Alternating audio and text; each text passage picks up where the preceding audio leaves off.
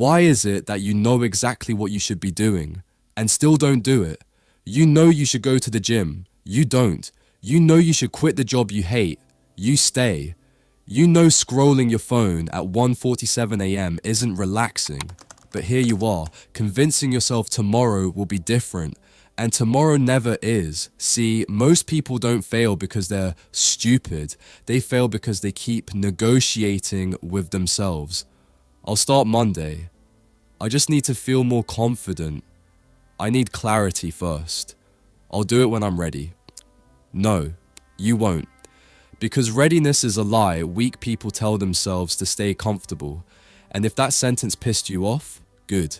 Because this video is not here to motivate you. It's here to expose you. Today we're talking about a book that doesn't care about your feelings. The book is called Unfuck Yourself. Get Out of Your Head and Into Your Life. Written by Gary John Bishop. Gary John Bishop isn't a motivational influencer. He's not a productivity guru. He's a personal development coach from Scotland who built his reputation working with executives, entrepreneurs, and people who were outwardly successful but internally stuck, self-sabotaging, and full of excuses. And instead of telling them to believe in themselves, he told them something far more offensive. Your thoughts aren't the problem. Your lack of action is. This book exists for one reason: to rip you out of the mental hamster wheel where you think about changing your life instead of actually doing it. Now, before we go any further, let's be very clear. Disclaimer: this video is made under the Fair Use Act for educational and commentary purposes only. This is not a replacement for the book. If anything, this video should make you uncomfortable enough to go buy it and read it yourself. But here's the twist. This is not going to be a friendly summary. This is not, here's what the author says, take what resonates. No, we're going to reinterpret this book through reality, your procrastination, your self-talk, your avoidance, your obsession with feeling ready instead of being effective. Because Unfuck Yourself is not about mindset hacks.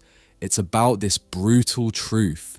Your life looks the way it does because of what you repeatedly do, not what you repeatedly think. And that truth alone destroys about 90% of modern self-help. Welcome to Mindful Reads Hub. Let's get started.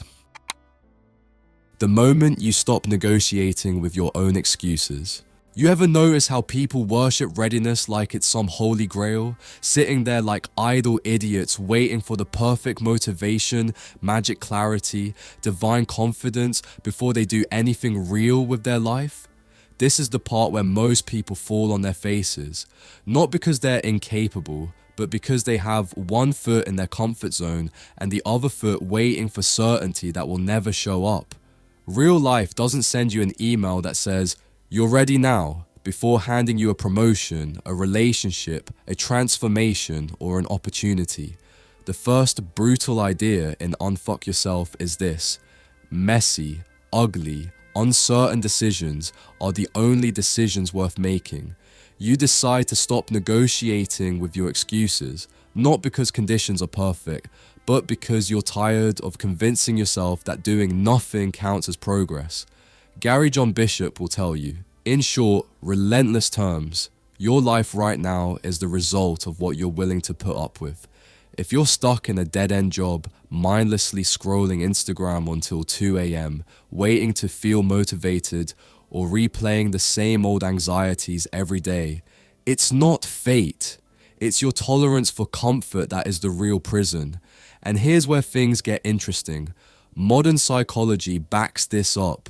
Research shows that action actually creates motivation, not the other way around. In an episode of On Purpose with Jay Shetty, he and his guests drill into why waiting for the right time is a myth. The Zeigarnik effect explains how starting something, however imperfectly, creates mental tension that pulls you forward rather than paralysis through perfection. This is not fluff. Real studies in behavioral science are now showing us that even structured future imagining, picturing yourself doing things, reduces procrastination more effectively than just thinking about outcomes. One 2025 intervention study refers to episodic future thinking as a tool to counter delay discounting, the brain's preference for comfort now over benefit later, exactly the thing holding you back. So, what does Bishop actually say here? And why does he sound so damn annoyed? Because he's not talking to some hypothetical version of you. He's talking to the current one who has already read 10 self-help books and still hasn't taken action on one single thing. Bishop starts by challenging the internal dialogue that most people treat as gospel truth. What am I willing to accept? And what am I not willing to accept anymore? This shockingly simple, confrontational question drops you right at the knife's edge between comfort and change.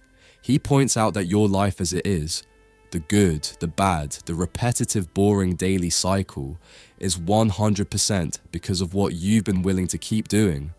Not what you wish you could do, not what you think you should do, what you actually do every day without fail. The routines you default to define your reality. This isn't about positive affirmations like, I can be anything I want. That's kindergarten self-help bullshit. Bishop's stance here is uncomfortable, clear, and unsparing. You decide to get off your ass when the cost of staying exactly where you are becomes more painful than the risk of acting. This is not clever wording. This is the framework of performance psychology. Thousands of people waiting for clarity first are just running from discomfort. Real behavioral science shows that motivation follows action, not the reverse. This is why people who take the first tiny step often feel more clarity after they start. And because most of us spin in analysis, endless planning stages, or the classic, I just need to feel motivated, we're actually resisting progress because it would force us to grow up emotionally. That's part of what Bishop is saying. We protect our comfort more fiercely than we chase our potential. So what does this look like in everyday life? It looks like someone who has always wanted to launch their own business but stays in a paycheck job because it feels safe. It looks like someone who wants to lose weight but waits for Monday. It looks like people self-isolating with anxiety in Europe, Asia, Africa, and the Americas, using distraction and overthinking as justification for not taking the first hard step. This is universal, not just Western motivational culture. Bishop's literal point is this: your willingness is the only first step that matters. When you stop making excuses and action becomes non-negotiable, transformation begins. You don't need clarity, you don't need motivation, you don't need confidence, you need willingness and action right now, because there's no progress in waiting. Key idea: the only thing that stops meaningful change is your unwillingness to act despite discomfort, uncertainty, and lack of motivation. Waiting for perfect conditions only guarantees nothing changes. Key takeaway: real change starts with an honest willingness to act now. Action creates motivation and clarity, not the other way around. And your life reflects what you are willing to put up with, not what you wish you were doing. Favorite quote: your life is everything you're willing to put up with. You were never broken, you were just undisciplined. You've heard it 1,000 times. Believe in yourself and success will follow. Real inspiring, right? But look around, everyone says that line, yet most people never launch that side hustle, never go to the gym consistently, never write the book they pretend they want to write, and never make the change for themselves they claim to want, because believing doesn't move a muscle, discipline does. The brutal truth that the book hammers home is that confidence is not a prerequisite for action, it's a byproduct of repeated action. Most people sit in the spectator seat of their own lives, waiting for some magical confidence fairy to sprinkle motivation dust on them before they do anything real. But that's a fantasy. Real life, your job, relationships, fitness goals, learning new skills, demand something far less romantic. Consistent action, even when you feel unready, unmotivated, or plain scared. Psychology backs this up. Research into human behavior shows that motivation doesn't lead, action does. The idea that you must feel confident before you act is a cognitive illusion, a neurological comfort trap that keeps people stuck. One behavioral psychology write-up famously explains that motivation follows action, not the other way round, because your brain's reward system only generates motivation after it sees progress. Waiting to feel ready is like waiting for your alarm clock to go off before setting the time. It's backwards. Global personalities, not just influencers, echo this outside jargon. When Elon Musk shared viral content about reversing laziness into productivity, it wasn't about waiting to feel inspired. It was about using mindset and habits to trigger dopamine through action, not passive dreaming. He underscored that dopamine doesn't magically appear before effort. It's a reward signal after you start taking action. So if confidence is not the starting line, what is discipline? But not the pretend discipline where you declare you'll work out every day in theory. Real discipline is doing the small, untidy, unglamorous tasks consistently, morning after morning, long after motivation has peaced out. Fitness psychology confirms this. People who stick with a training program gain a greater sense of self-efficacy, meaning they feel capable only after they've repeatedly shown up and acted. This isn't a fluffy feel-good observation, it's objective change in how people see themselves after disciplined action. Notice how in every field, athletics, art, business, the people who succeed aren't the ones who felt ready once. They're the ones who showed up every damn day, even half-heartedly, even when scared, even when they hated it. Serena Williams didn't wake up some mornings feeling like a legend. She made herself legendary with discipline on days she felt like trash. Elon Musk isn't building rockets because he waited for confidence. He repeatedly took action despite doubts, failures, and setbacks. Writers like J.K. Rowling didn't wait to feel powerful. They wrote every day through poverty, exhaustion, and rejection. These aren't exceptions. They're patterns. Real neuroscience adds an extra layer. Your brain commits to decisions long before your conscious self feels ready. Volition, the brain's ability to initiate actions, often begins before awareness of the choice, meaning your body and brain are wired to move first, and the feeling of readiness often follows. The sensation of being ready is a post-action memory your mind creates to justify decisions after the fact. But let's bring this home to you. Think about every goal you've ever dropped before it became a habit. Start writing that novel. Go to the gym consistently. Learn that coding language. Start that business. Quit that dead-end job. What did all those unfinished goals have in common? You kept waiting to feel prepared. Meanwhile, the world didn't wait. People across Europe, Asia, Africa, and the Americas are picking up new skills and hustling because they flipped the script. They acted before they felt ready, often with the odds stacked against them. Teachers launching online businesses while juggling families in South Africa. Artists in Brazil grinding daily despite zero initial confidence. Entrepreneurs in India scaling tech startups before they ever felt prepared. These aren't motivational posters. These are living examples of discipline first, confidence second. And here's the kicker. Discipline feeds confidence. Studies show that a strong sense of self-discipline reduces procrastination and increases autonomous motivation, meaning the more you discipline yourself to act, the more internal motivation you develop.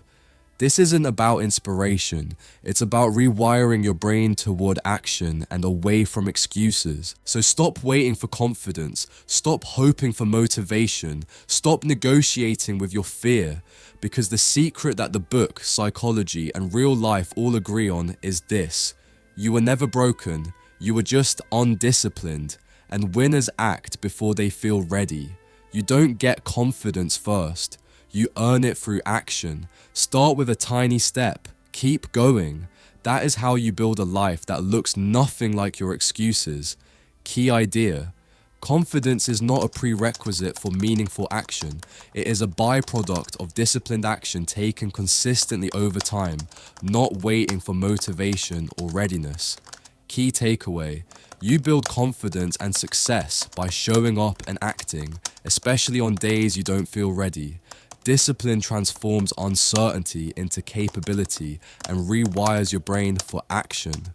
Favorite quote: motivation follows action, not the other way around. Clarity is a lie. You tell yourself to stay comfortable. What's the single biggest lie most people tell themselves? They think certainty equals safety.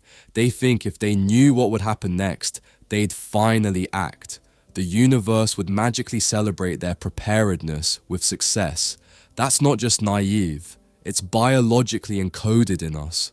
Our brains are hardwired to avoid uncertainty because for thousands of years uncertainty meant danger, predators, famine, sudden storms. That brain wiring is still there.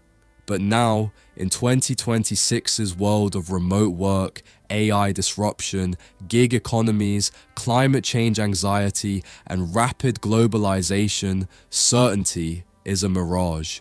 Real life doesn't reward comfort, it punishes complacency. And if you're waiting for guarantees before you act, you're already losing. Unfuck yourself fractures this illusion with a cold punch. Clarity is a lie you tell yourself to stay comfortable. Bishop doesn't sugarcoat this. He tells you that uncertainty isn't something to fear. It's the only place where growth actually happens. Your comfort zone? That's the graveyard of dreams. This idea is not just philosophical, it's backed by psychological research. A 2025 study from the University of Rome found that people's reaction to uncertainty is largely shaped by past experience. People with neutral or positive past outcomes tend to approach the unknown with curiosity, while those with negative experiences avoid uncertainty and stay stuck. The scary part? Avoiding uncertainty reduces opportunities to grow, forming a vicious feedback loop of underachievement. Global events illustrate this too. Look at the worldwide response to pandemics and economic instability. Decision makers in countries that embraced uncertainty, where leaders accepted unknowns and adapted, generally recovered faster. Countries stuck demanding perfect data before acting stalled longer and suffered more. In business, companies that pivoted into uncertainty early, investing in digital transformation before they felt ready, outpaced competitors decades into 2025. That's not luck, that's uncertainty mastery. The rest were left chasing outdated formulas of safe success. Bishop rips into the fantasy of certainty like this: the desire for safety stands against every great and noble enterprise. That quote didn't come from a puddle of motivational fluff.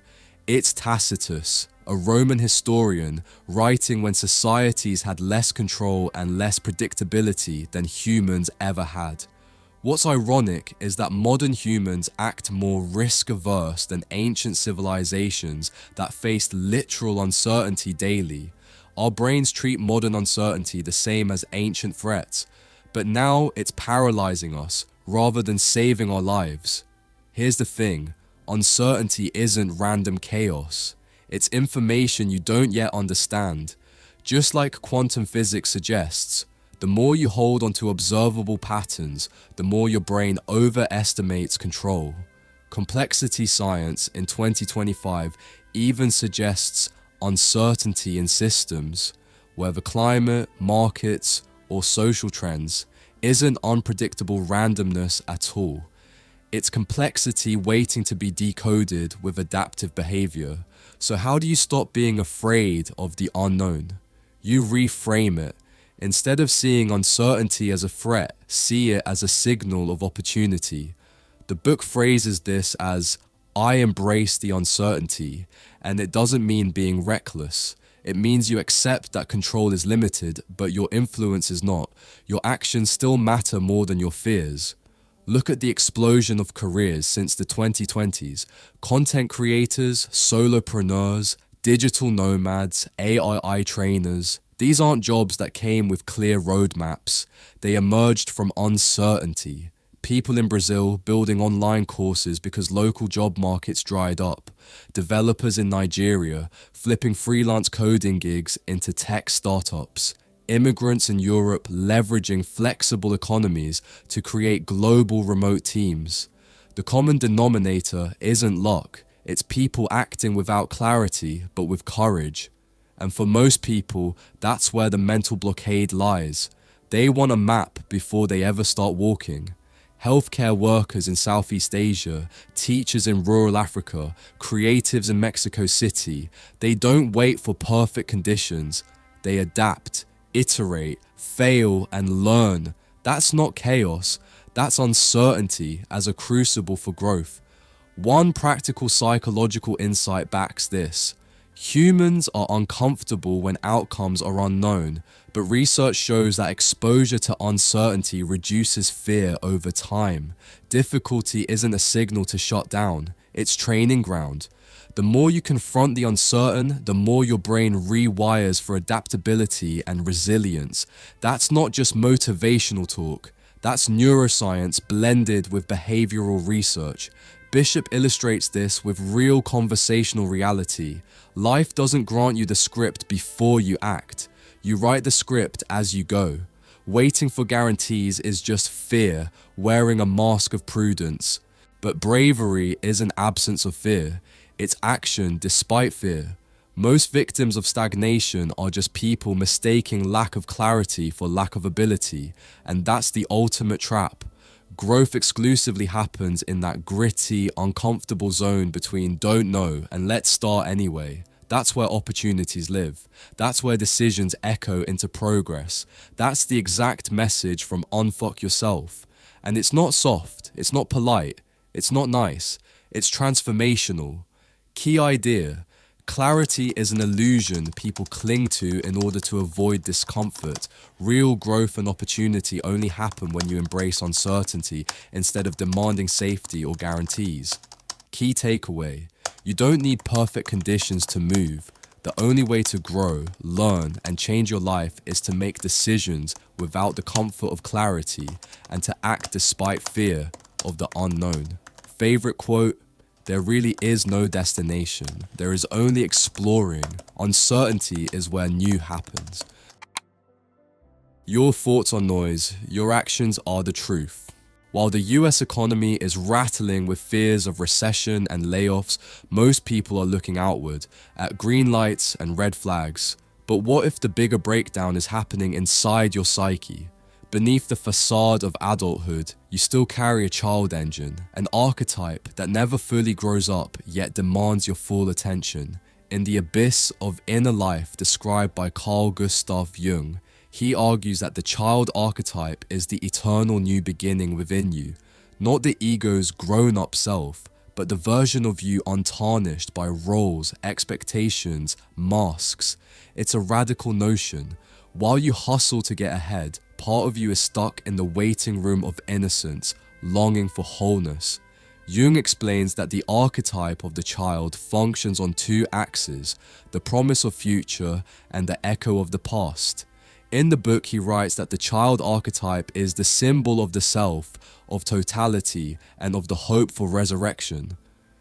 When you fight being a kid, when you push yourself only into adult roles, you suppress something essential. It's not just nostalgia, it's the soul's blueprint for wholeness. Meanwhile, when you over-identify with being the eternal child, stuck in dependency, stuck in rescue fantasy, stuck in waiting to be chosen, you're also in trouble. Jung shows how the child archetype appears in myths and fairy tales. The hero born under strange signs, orphaned yet destined, the lost child who returns, the divine child who signals new ages. These aren't fairy tales only, they are psychic plumbing. They show up in your dreams. I'm the baby again. Your midlife crisis. What if I never lived my true self? Your career stagnation. I'm still waiting for the starting pistol. Jung says in his typical set of symbols that the child stands for innocence, for the future, but also for the undeveloped. Now let's pull this into raw life. Suppose you're 38, have a decent job, a partner, maybe kids. Still you're restless. You change jobs, start side hustles, feel like you never got launched. That's the child archetype speaking. You're not living only in your adult container. You're being driven by something deeper that wants fullness, not just productivity. Or suppose you're 25, terrified of adulthood, stuck in school or side gig, afraid of commitment, always figuring it out. That's the other edge of the child archetype. Vulnerability, limbo, wounded potential. Recent psychological studies support this. Researchers show that many adults experience arrested development, not because of childhood trauma alone, but because the inner child never got integrated into the adult psyche properly. Combine that with the economy's shift, gig work, remote job instability, the illusion of lifetime jobs gone, and you have a social cohort that never got the adult launch and yet feels compelled to perform as one. The archetype of the child is alive and raging. That podcast explicitly teaches people to convert thinking into action, confronting hesitation, fear, and psychological dread head on. Think about your own life for a second. How many times have you spent hours mulling over a decision, rehearsing every scenario in your head, only to end up doing nothing anyway? Your mind wasn't thinking, it was stalling. Science even shows that certain forms of rumination, like counterfactual thinking, what if I'd done that differently, actively block your ability to make real decisions in the present moment. You're basically trapped in a mental loop of what could have been instead of stepping into what actually is. And here's the cruel twist. Thinking can sometimes make you feel smart while you do nothing at all. That's why an entire Cambridge paper argued that it's not thinking itself that's bad. It's wrong thinking that blocks action and drags you into worry, stress, and indecision. So you hear phrases like, I need clarity before I act, or let me noodle this out one more time. And you think you're being thorough. Let me tell you what you're really doing. You're hiding from reality behind the sound of your own thoughts. A powerful example from everyday life is bedtime procrastination, a very real psychological pattern where people delay going to sleep even when they know it's harmful. They lie in bed scrolling, thinking about things, and waiting for something to feel different, meanwhile losing sleep, energy, and productivity the next day. It's not laziness, it's overthinking replacing action, in this case, the simple action of going to bed. Procrastination, in general, has deep roots in how the human brain perceives future rewards versus present effort, a cognitive dynamic known as temporal motivation theory. When the brain overestimates the difficulty or underestimates the benefit of a future task, it rejects action and breeds doubt. That's why people tell themselves they'll start tomorrow, even when tomorrow never comes. So what's the real lesson here? Thoughts without action are like a car engine revving in neutral, loud, impressive, and going nowhere. The book captures this with ruthless clarity. Your identity is not defined by what you think about doing. It's defined by what you actually do. Thinking about lifting weights doesn't make you strong. Thinking about launching a business doesn't make it real. Thinking about having a conversation doesn't mean you had one. This is why cultures rooted in action, from artisans in Italy's small towns honing their craft daily to entrepreneurs in Seoul launching apps before they feel ready, outperform the endless strategists who keep meetings about meetings. There's even psychological evidence that interrupting the overthinking cycle with any movement, even imperfect, breaks the inertia that holds you back, triggers motivation, and compels further action. That's why tactics like Mel Robbins' 5-second rule work. 5 seconds is short enough to stop the brain from convincing you to stall. This is the heart of what the book is saying. Your thoughts become obstacles when they replace action. Action, not thought, is the only translation of intention into reality. Key idea: overthinking is a form of psychological stall. It feels productive, but it actually prevents movement. True progress comes from action, not thought, because thinking alone builds mental noise, not results. Key takeaway: what you do matters far more than what you mull over. Unless thoughts translate into action, they serve only to keep you stuck in indecision and false productivity. Favorite quote: your thoughts are noise, your actions are the truth. Relentless is not a feeling, it's a daily standard. You can know every trick, mindset hack, and empowerment quote on Instagram and still never change your life, because the real enemy isn't lack of knowledge, it's inconsistency. It's when you talk about discipline but only show up on days when you feel like it. It's when your commitment dissolves the moment discomfort kicks in. This is the world where people buy planners and never open them, where gym memberships go unused, where people spend more time making vision boards than making decisions, and then they wonder why nothing changes. That's the final truth of Unfuck Yourself. Relentlessness isn't a feeling, it's a daily standard you enforce on yourself. Gary John Bishop didn't write this book to make you feel motivated. He wrote it to break you out of the comfortable rot most of us live in, the kind where ambition is aspirational and accomplishment is incidental. He takes every lame excuse you've ever used. I'll start tomorrow. I'm waiting for motivation. I need more clarity, and shows you the mirror. You're lying to yourself because it's easier than acting. Real change isn't flash. It's grit, the boring, grind daily, repeat when you don't feel like it standard that most people refuse to embrace. And when you look beyond the book, this idea isn't just philosophical. Research backs it up again and again. Scientific studies show that procrastination isn't simply laziness. It's a dysfunctional habit pattern tied to temporary emotions overriding long-term goals.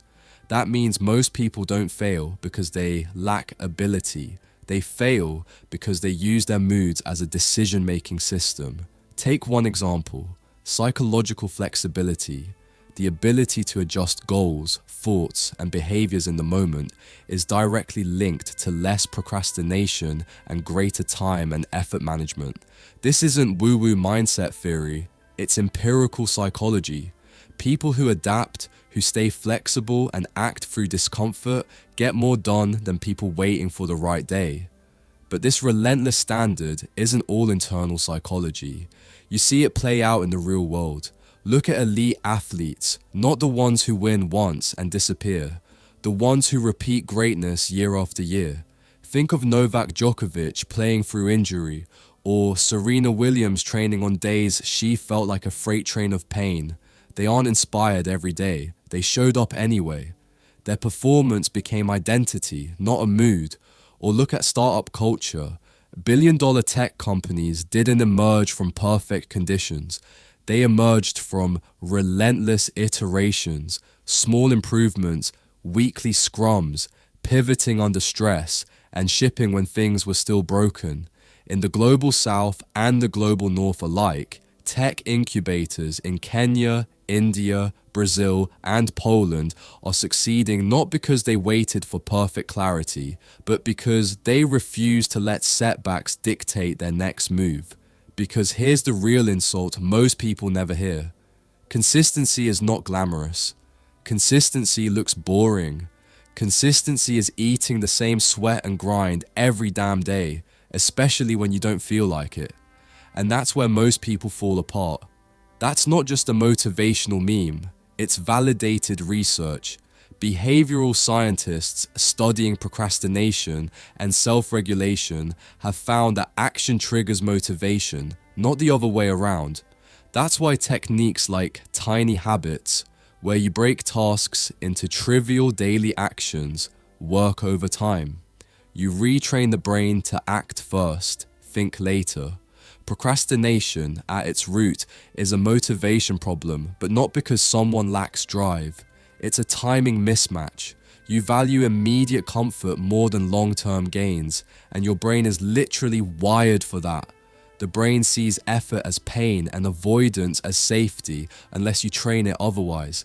And the people who consistently win, in fitness, business, education, relationships know this innately. They don't feel like it. They do it anyway. They build a standard that isn't brittle. It doesn't break under pressure. It doesn't disappear with one bad day. This is why in the world right now, you see movements like Tiny Habits and 5-second rule go viral.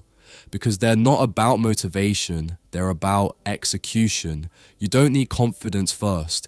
You need a pattern of behavior that creates confidence.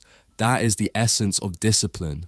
Look at business leadership research. Leaders often get praise for decisiveness, but studies show that overconfidence without real consistency actually hurts outcomes.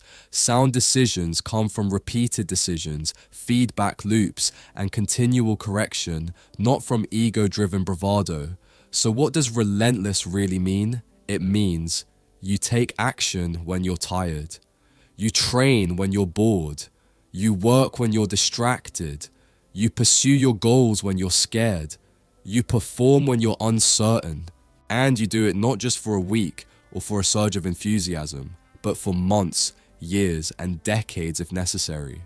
Relentlessness isn't an emotion. It's a standard you enforce on your behavior. It's the unglamorous truth most motivational posts never tell you. What you do repeatedly becomes who you are.